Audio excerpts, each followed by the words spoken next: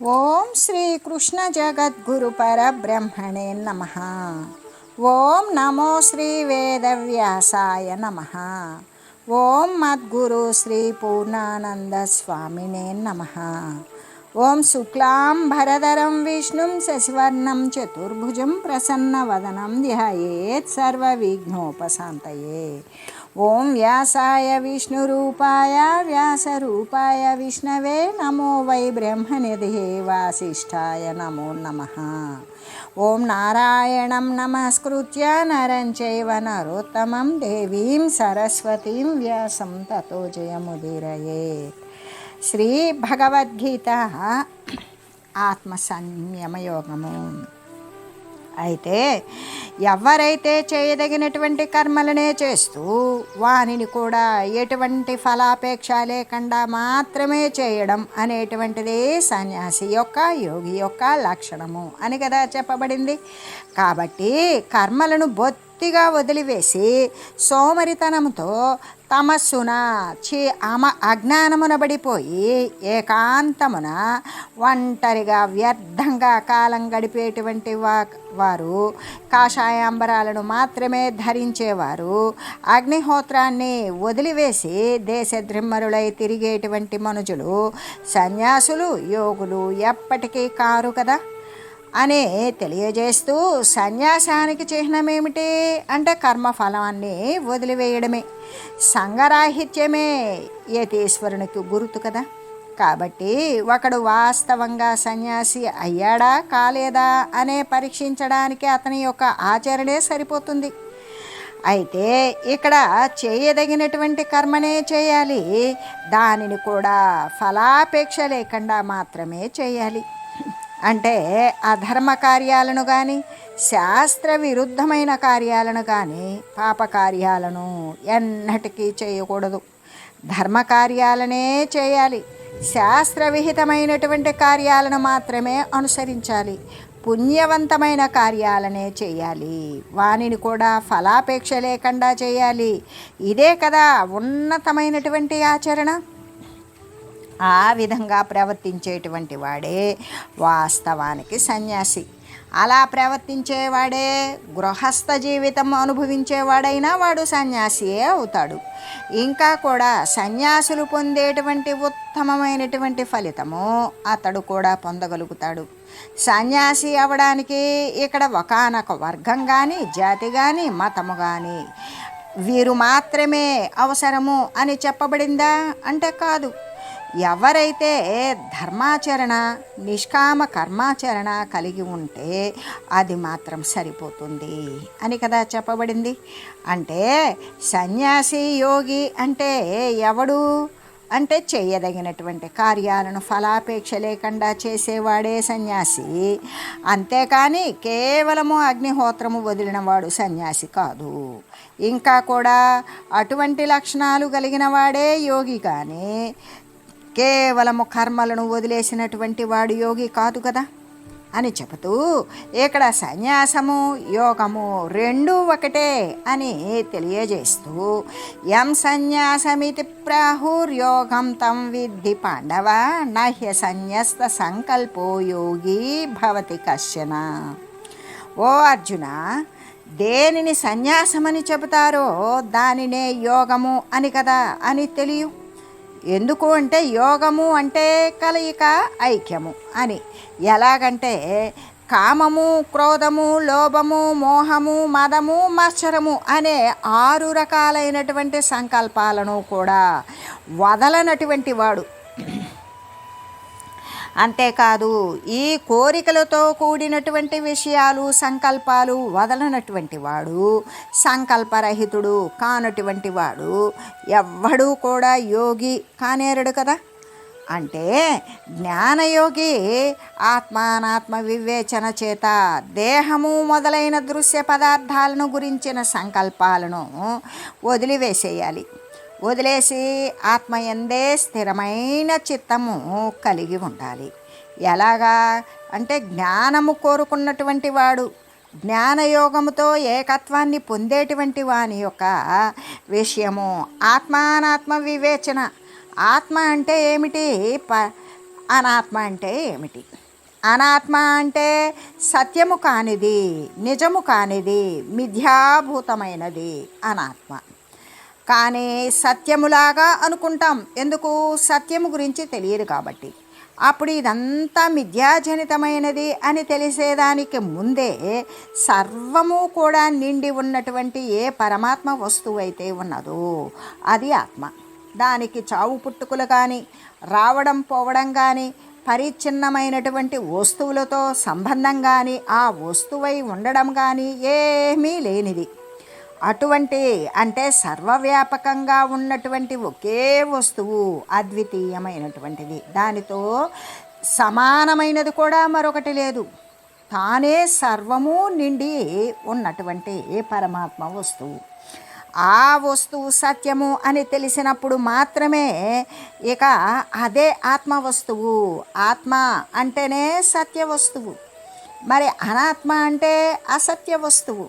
అందుకే సత్య వస్తువును గురించినటువంటి విషయము ఎప్పుడైతే నిర్దుష్టంగా తెలియబడుతుందో అప్పటి వరకు సత్యము అనుకున్నటువంటి అనాత్మ వస్తువు తతిని మొత్తాన్ని కూడా దూరీకరించుకుంటాడు.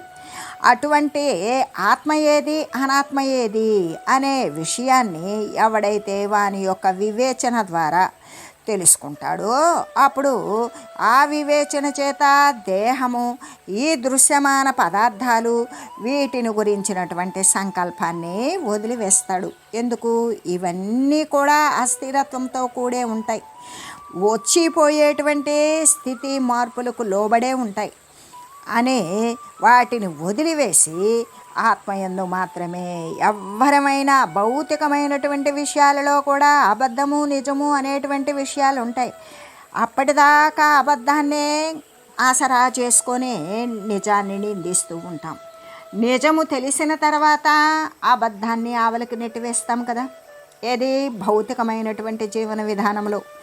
అలాగే ఎప్పుడైతే శాశ్వతమైనటువంటి ఆత్మ ఉన్నదో ఆత్మ కాని వస్తువును ఆత్మ అనుకుని దేహేంద్రియాలను ఇష్టపడుతూ దృశ్యమాన వస్తు జగత్తులో ఎంతో లోబపడి లాలసతోటి ఆ విధంగా వాటికి వశపడి ఉండేటువంటి విషయమంతా అనిత్యము, అసత్యము, అస్థిరము అని తెలిసినప్పుడు దాని పట్ల మరి విసుగు, విరక్తి అనేది కలుగుతుంది. ఎందుకు? అప్పటికే సత్య వస్తువు పట్ల వానికి అనురక్తి అనేది మిక్కిలి అవుతుంది కాబట్టి.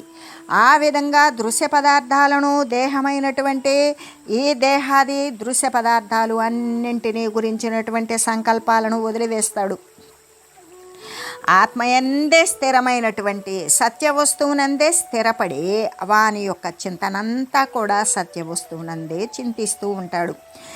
అలాగా కర్మయోగి కర్తృత్వాన్ని వదిలివేసి ఫలాపేక్ష లేకుండా నేను, నాది అనే సంకల్పాలను కూడా వదిలివేసి ఈశ్వరార్పణ బుద్ధితోటి కర్మలను చేస్తూ ఉంటాడు. అదే అలాగా ఈశ్వరార్పణ బుద్ధితోటి అంటే ఈ సర్వేక సమస్తము కూడా పరమేశ్వరార్పణమస్తు అన్నప్పుడు తనకి ఆ చేయబడినటువంటి కార్యాల ఫలాల గురించి ఏ ఆసక్తి లేకుండా ఉండడం. అంతేకాదు ఈ కార్యం నేనే చేశాను, ఇది నా చేత చేయించబడింది అనేటువంటి కర్తృత్వం కూడా వదిలివేస్తాడు. ఎవడు? కర్మయోగి.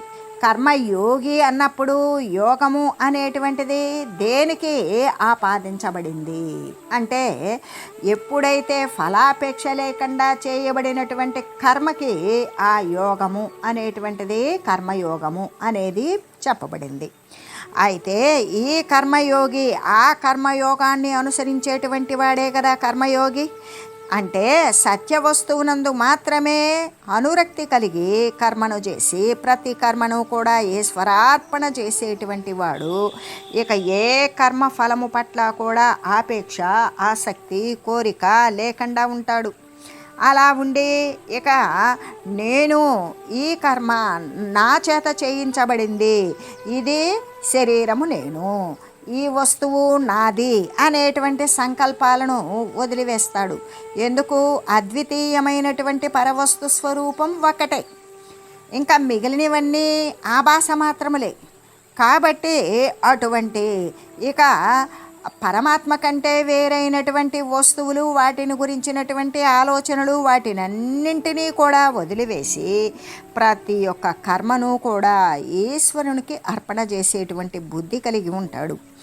ఆ ఈశ్వరునికి అర్పణ చేసేటువంటి బుద్ధితోటి కర్మలను చేస్తూ ఉంటాడు అని చెబుతూ, అంతేకాదు ధ్యానయోగి ఏం చేస్తాడు అంటే ఈ బహిర్గతమైనటువంటి వృత్తులు ఉంటాయి కదా, ఆ బహిర్ముఖమైనటువంటి వృత్తులను వదిలివేసి అంతర్ముఖత్వం చెందుతాడు. అంటే లోపలికి వెళ్తాడు. వాడి మనసు బయటకు వెళ్ళిపోయిన దాన్ని ప్రత్యాహారం చేస్తాడు. విషయాదులు పైకి మళ్ళినటువంటి మనసుని అంతర్ముఖంగా మళ్ళించి తన యొక్క మానసేంద్రియాలకి సామీప్యంలో ఉన్నటువంటి ఆ యొక్క పరమాత్మ తత్వాన్ని ధ్యానిస్తూ ఉంటాడు.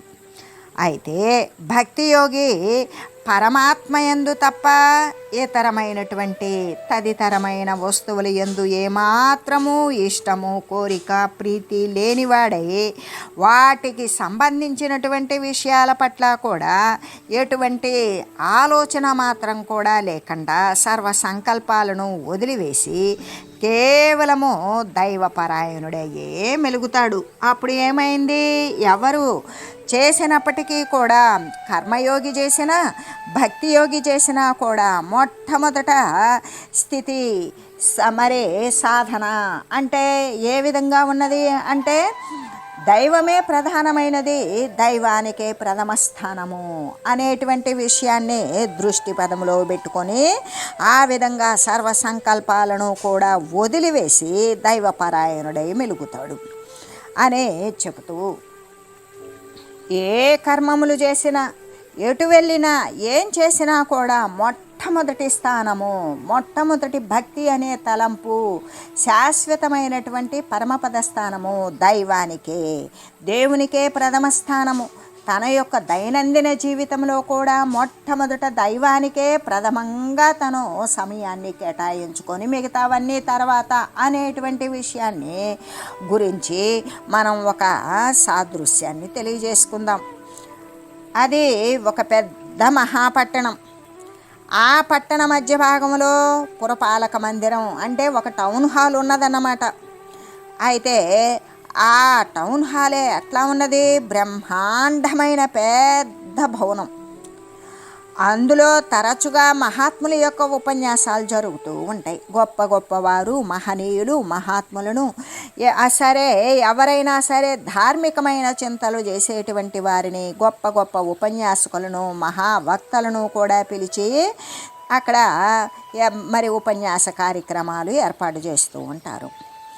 అయితే ఆ పట్టణానికి ఏ మహానుభావుడు వచ్చినప్పటికీ కూడా వారి యొక్క భాషణము, వారి మాటలు, వారి ప్రసంగము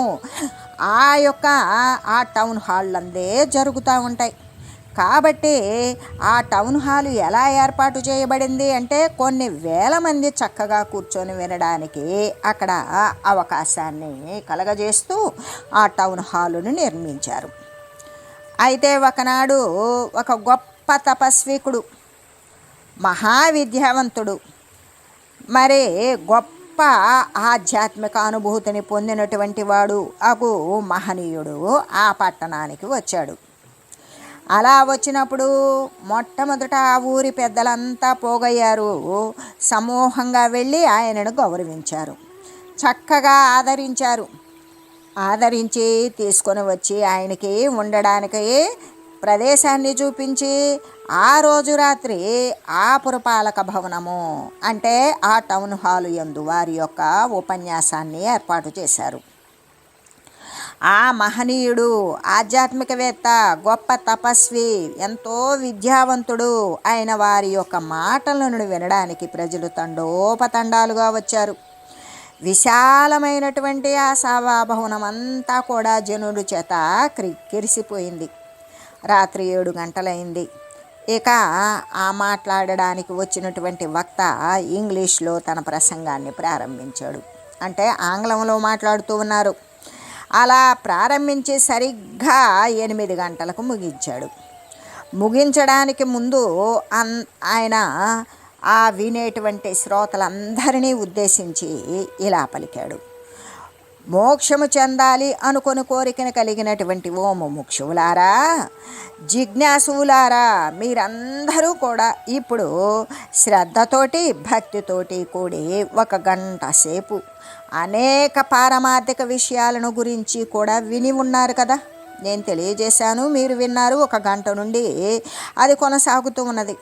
మీ అందరికీ కూడా అవన్నీ జ్ఞాపకం ఉన్నవా లేవా అనేటువంటి విషయం అయితే నాకు తెలియదు. ఉంటే ఉండవచ్చు, లేకపోతే లేకపోవచ్చు. అయినప్పటికీ కూడా మీ యొక్క అనుకూలం కోసమే నేను ఇప్పుడు చెప్పినటువంటి గంట సేపు ఉపన్యాసం యొక్క సారాంశాన్ని మొత్తాన్ని కూడా 1 వాక్యంలో చెప్తాను, వ్రాసుకోండి అని చెప్పారు. వెంటనే ఏం చేశారు, ఆ సభలో ఉన్నటువంటి వారంతా కూడా తమ తమ జేబుల్లో ఉన్నటువంటి ఆ తెల్లని పేపర్లు ఒక కలాన్ని తీసి ఆయన చెప్పబోయేటువంటి ఆ సారభూతమైనటువంటి వాక్యాలను వ్రాసుకోవడం కోసం సిద్ధపడ్డారు. ఆయన ఏమి చెప్తాడో అనే శరీరం అంతా చెవులు చేసుకొని కాచుకొని ఉన్నారు, ఆయన నోటెంబడి ఏం మాట వస్తుందో అని. అప్పుడు ప్రబోధం చేసేటువంటి ఆయన తన యొక్క ఉపన్యాసం యొక్క సారాన్ని 1 వాక్యంలో గంభీరంగా చెప్పివేశాడు. God first, world next, myself last. మొట్టమొదట దేవుడు, తర్వాత ప్రపంచం, చివరికి నేను అనేటువంటి దాని యొక్క అర్థము. అంటే ప్రతి దినము కూడా నిద్రలేవగానే మొట్టమొదట దేవుణ్ణి స్మరించు. ఆ తర్వాతే లోకంలో ఎవరికైనా సరే ఉపకారము, సహాయము లాంటిది చేయు. ఆ చివరిలోనే నీ వ్యవహారము, నీ భోజనాదులు, నీ యొక్క యోగక్షేమాలు మొదలైన వాటిని గురించి పట్టించుకో అనేటువంటి విషయాన్ని గురించి ఈ చక్కని వాక్యము ఆ ఉపన్యాసకుని యొక్క ఆదేశాన్ని అనుసరించి సభలో వారంతా కూడా ఏం చేశారంటే శ్రద్ధతో రాసుకొని వారి వారి ఇళ్లకు వెళ్ళిపోయారు. కానీ ఆ సభలో ఒక్కని వద్ద మాత్రం పుస్తకం కానీ కలం కానీ లేదు. అయినప్పటికీ ఇంటికి వెళ్ళగానే వ్రాసుకుంటానులే అనుకున్నాడు. అలా ఆలోచన చేసి ఆ వాక్యాన్ని దారిలో చక్కగా దానినే స్మరించుకుంటూ మననం చేసుకుంటూ ఇంటికి వెళ్తూ ఉన్నాడు. కానీ అది ఒక మహాపట్టణం కదా. ఆ త్రోవలో అంటే అతను వెళ్ళేటువంటి దారిలో బస్సులు, లారీలు, బండ్లు, ఇంకా అనేకమైనటువంటి వాహనాలను వీటన్నింటినీ కూడా తప్పించుకొని పోవలసి రావడం చేత అతనికి ఏకాగ్రత అనేటువంటిది కుంటుబడింది. దాని ఫలితంగానే తాను విన్నటువంటి వాక్యము ఏ విధంగా అనుకున్నాడంటే world first, God next, myself last అంటే అని మననం చేస్తున్నాడు. ఏ విధంగా ప్రపంచమే మొట్టమొదట, గాడ్ నెక్స్ట్ అంటే దేవుడు ఆ తర్వాతే నా యొక్క జీవితము అనుకుని ఆ విధంగా మననం చేస్తూ ఇంటికి వెళ్ళాడు. అలా ఆ మననంలో కూడా మళ్ళీ ఒక ఇబ్బంది ఏర్పడింది.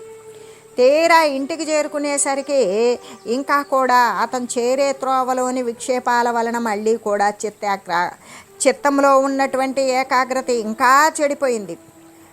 పుస్తకం తీసుకున్నాడు. తాను విన్నటువంటి వాక్యాన్ని గురించి ఇలాగా రాసుకున్నాడు. ఏమని? మై సెల్ఫ్ ఫస్ట్, మొట్టమొదట నా గురించి నేను చూసుకోవాలి. వరల్డ్ నెక్స్ట్, ఆ తర్వాత ప్రపంచంలో ఉన్నటువంటి జనులను గురించి విచారించాలి. గాడ్ లాస్ట్, చిట్ట చివరికి దేవుని యొక్క భక్తిని సలపాలి అని వ్రాసుకున్నాడు. ఇప్పుడు ప్రపంచంలో చాలామంది కూడా అజ్ఞానవశము చేత ఇటువంటి నిర్ణయాన్నే కలిగి ఉన్నారు కదా. ఉదయం నిద్ర లేవగానే ఏం చేస్తారు? మొట్టమొదట తన యొక్క శరీరాల విషయమే పట్టించుకుంటారు. దైవాన్ని మర్చిపోతున్నారు. ఇది చాలా ఘోరమైనటువంటి విషయం కదా. తనను సృష్టించి పాలించి పోషించేటువంటి హృదయాంతర్గతమైనటువంటి పరమాత్మను మరిచిపోయి ప్రవర్తించడం అనేటువంటిది భయంకరమైనటువంటి పాపం కదా. To forget God is sin అంటే కాబట్టి దైవానికి తన యొక్క నిత్య జీవితంలో ప్రథమ స్థానాన్ని ఇవ్వాలి కదా. ఆ యొక్క టౌన్ హాల్లో ఆ భవనంలో ఉపన్యాసకుడు చెప్పినటువంటి అంతిమ వాక్యం ఏమిటి అంటే God first, world next, myself last.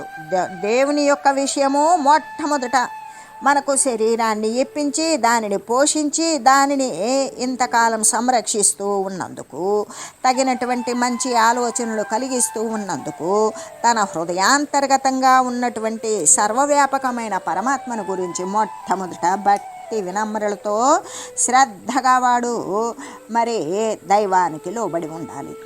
ఆ తర్వాతే కదా ప్రపంచము.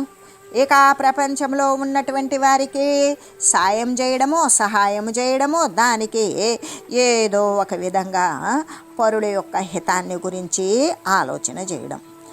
చిట్ట చివరికి మై సెల్ఫ్ లాస్ట్ అనేటువంటిది చాలా సారవంతమైనటువంటిది కదా. కాబట్టి అప్పుడు తన యొక్క ఆహార పానీయాదులు, తన యొక్క శరీరానికి కావలసినటువంటి సౌకర్యాలు కూడా చిట్ట చివరికి చూసుకోవడం. కాబట్టి మోక్షము చెందాలి అనుకునేటువంటి వారంతా కూడా ఆ కార్యాన్ని కంఠస్థం చేయాలి. దాని యొక్క అర్థాన్ని స్మరిస్తూ ఉండాలి. నిత్య జీవిత వ్యవహారాలలో దానిని కార్యాన్వితం చేస్తూ ఉండాలి కదా. ఈ ప్రకారంగానే మరి భగవంతుని యొక్క ఆశ్రయం వల్ల గాడ్ ఫస్ట్, లోకోపకారం వలన వరల్డ్ నెక్స్ట్, దేహాభిమాన రాహిత్యం వలన మై సెల్ఫ్ లాస్ట్ అనేటువంటిది మానవునికి మహత్తరమైనటువంటి శ్రేయస్సునే చేస్తూ ఉంటుంది కదా. అంటే జీవిత కార్యాలలో, రోజువారీ వ్యవహారాలలో భగవంతునికి ప్రథమ స్థానాన్నే ఇవ్వాలి. అంటే జ్ఞానయోగి తన యొక్క ఆత్మ అనాత్మ అనేటువంటి దానిని గురించి వివేచన చేసి దేహము మొదలైన దృశ్య పదార్థాలను గురించినటువంటి యావత్ సంకల్పాలను కూడా వదిలివేసి ఆత్మయందే స్థిరమైన చిత్తము కలిగి ఉండాలి. అదే కర్మయోగి కర్తృత్వాన్ని వదిలివేయాలి, ఫలాపేక్ష లేకుండా ఉండాలి. నేను, నాది అనే సంకల్పాలను కూడా వదిలేసి ఈశ్వరార్పణ బుద్ధితోనే కర్మలను చేయాలి. కర్మయోగి ఈశ్వరార్పణ బుద్ధితో కర్తృత్వాన్ని వదిలి చేయాలి. ధ్యానయోగి బహిర్గతమైనటువంటి వస్తువులను, వృత్తులను త్యజించి వేసి అంతర్ముఖుడై పరమాత్మను ధ్యానించాలి. ఈ విధంగా భక్తి యోగి కానీ కర్మయోగి కానీ పరమాత్మ యందు తప్ప తదితరమైన వస్తువుల యందు ప్రీతి లేనటువంటి వారే వానిని గురించినటువంటి సంకల్పాలను కూడా వదిలివేసి దైవపరాయణుడయ్యే మెలగాలి. అంటే గాడ్ ఫస్ట్ అనేటువంటిదే కదా. ఈ ప్రకారంగా అన్ని యోగాల యందు కూడా దృశ్య పదార్థాలను గురించినటువంటి సంకల్పాన్ని వదిలివేయడము అనేటువంటి విషయమే కదా ఇందులో ఈమిడి ఉన్నటువంటిది. ఇంకా కూడా దైవపరాయణత్వము కూడా అన్నింటి యందు ఉన్నది అని చెబుతూ, కాబట్టి మనకి సన్యాసము అనేటువంటిదేంటి, జ్ఞానయోగము, లేదు నిష్కామ కర్మయోగము, లేకపోతే భక్తి యోగము అనేటువంటిది ఇంకా కూడా. అంటే రెండు కూడా ఈ జ్ఞానయోగము అనేటువంటిది నిష్కామ కర్మయోగము కానీ లేకపోతే భక్తి యోగము రెండు ఒకటే అయి ఉన్నవి కదా. ఆ విధంగానే కదా పరమాత్మ మనకు యోగాన్ని గురించి బోధించింది. ఇంకా కూడా కామము, క్రోధము మొదలైనటువంటి సంకల్పాలు ఉన్నవి కదా. కోరిక తీరలేదా కోపం వస్తుంది. ఇటువంటి ఈ కోపము లోభంగా మారుతుంది. కాబట్టి ఈ కామము, క్రోధము మొదలైనటువంటి ఆలోచనలు ఏవైతే ఉన్నవో కోరిక వెనకాలే కోపము అనేటువంటి ఫలాపేక్ష మొదలైనటువంటి సంకల్పాలను కూడా, అంటే కోరిక సంబంధమైనటువంటి కోపము, ఈ సంకల్పాలు, ఈ ఆలోచనలను ఆ చేసేటువంటి కర్మ యొక్క ఫలం పట్ల ఆపేక్ష అనేటువంటి సంకల్పాలను, వీటన్నింటినీ కూడా దృశ్య పదార్థాలను గురించినటువంటి సంకల్పాలను కూడా ఎవడైతే వీడడో వాడు ఎవ్వడు కూడా యోగి కానేరడు. అంటే ఈ సంకల్పాలు వదలనటువంటి వాడు యోగి కానే కాడు. జ్ఞానయోగైనా, కర్మయోగైనా, భక్తి యోగైనా, ధ్యాన యోగైనా వాని యొక్క మరి కానే కాడు. వాడు జ్ఞానయోగి కాలేడు, కర్మయోగి కాలేడు, భక్తి యోగి కాలేడు, ధ్యానయోగి కూడా కాలేడు అని చెబుతూ ఘంటాపదంగా పరమాత్మ తెలియజేసేశారు. ఏమని అంటే కామక్రోధాది సంకల్పాలు వదిలేసినటువంటి వాడు, మరి ఫలాపేక్ష మొదలైన సంకల్పాలను వదిలేసినటువంటి వాడు, దృశ్య పదార్థాలను గురించినటువంటి సంకల్పాలను వదిలేసినటువంటి వాడు మాత్రమే యోగి. కానీ మరి ఇవన్నీ కూడా కోపము, కోరిక, ఆ ఫలాల పట్ల ఆపేక్ష, ఆసక్తి, దృశ్య పదార్థాల పట్ల మరి ఇష్టము, అయిష్టము, ఇటువంటి సంకల్పాలు ఎవడైతే వదలలేదో ఇక వాడు జ్ఞానయోగి కానీ, కర్మయోగి కానీ, భక్తి యోగి కానీ, ధ్యానయోగి కానీ ఏమీ కాడు కదా. కాబట్టి ఇక్కడ ఏమిటి నిజమైనది? సంకల్ప త్యాగమే. అంటే ఏ సంకల్ప వికల్పాలు చేస్తూ ఉన్నామో వాటిని వదిలివేయడమే నిజమైనటువంటి సన్యాసం, నిజమైనటువంటి యోగము అవుతుంది. అటువంటి సంకల్ప త్యాగము, అటువంటి ఆలోచనలు అనేటువంటివి కోరికతో కూడి, దృశ్యమాన వస్తువులపై ఉన్నటువంటి ఇష్టముతో కూడి, మరి ఇంకా ఈ యొక్క చేసేటువంటి కార్యము పట్ల ఫలాపేక్షతో కూడి చేసేటువంటిది ఎప్పటికీ కూడా వాడు యోగాన్ని పొందలేడు. అటువంటి సంకల్పాల త్యాగం కనుక లేకపోతే కేవలము కర్మలను మాత్రమే వదిలివేశాడు అనుకో, వాడు అక్రియుడై ఉంటాడు, పనిలేనివాడై ఉంటాడు. అలా ఊరకనే ఉండేటువంటి వాడు సన్యాసి కానీ, యోగి కానీ అసలు అవ్వడు అని చెబుతూ ఓం మంగళం పావన గీతా మాతా, జయ మంగళం భక్తజనావని బంధ విమోచని, భవభయహారిణి భవ్యదాయిని మంగళం. ఓం మంగళం శ్రీ కురుక్షేత్ర రణక్షోణి విహారిణే, పార్థసారథి రూపాయ గీతాచార్యాయ మంగళం. ఓం మంగళం మహా.